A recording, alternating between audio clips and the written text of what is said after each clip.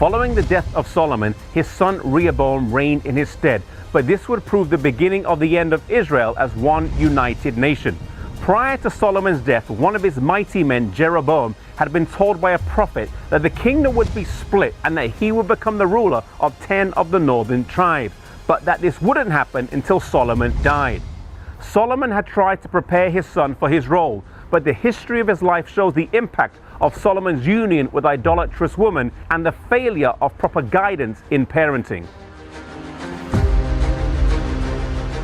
As Rehoboam took to the throne, he was approached soon after by some leading men from the various tribes. They came to ask him if things would get easier under his rulership. In the closing years of Solomon's reign, things had been quite difficult and he had taxed the people heavily. Rehoboam told them to come back in 3 days. Firstly, he approached some older men, and they told him to be kind to the people, to ease their burdens, and they would serve him forever. He wasn't happy with this advice, so he asked some younger men, and they told him to deal sternly with his people and let them know right from the start who was in charge.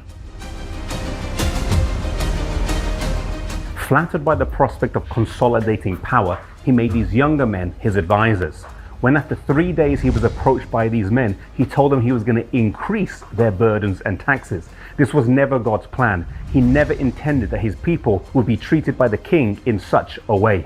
The irreparable result of this action meant that the 10 northern tribes separated and formed a government under Jeroboam, and the 2 southern tribes of Judah and Benjamin stayed under the rulership of Rehoboam.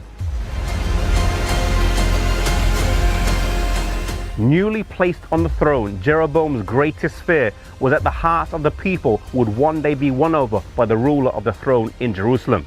At that time, there was only one temple in Jerusalem, and he wanted to remove any possible reason for the people to need to go there and possibly have their allegiance to the king renewed.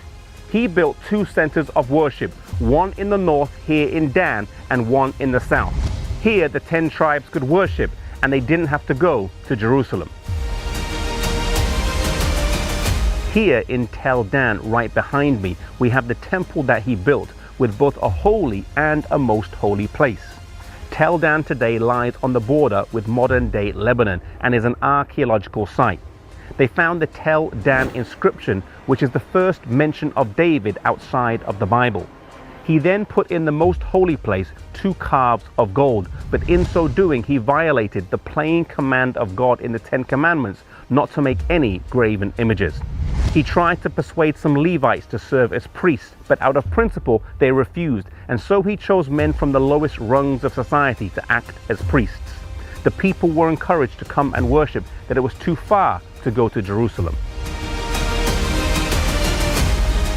Thus began a sad and sorry decline of the 10 northern kingdoms into apostasy and ruin until they were scattered.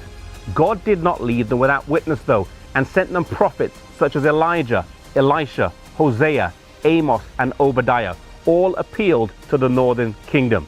This terrible split in Israel started with a young king listening to the wrong advice.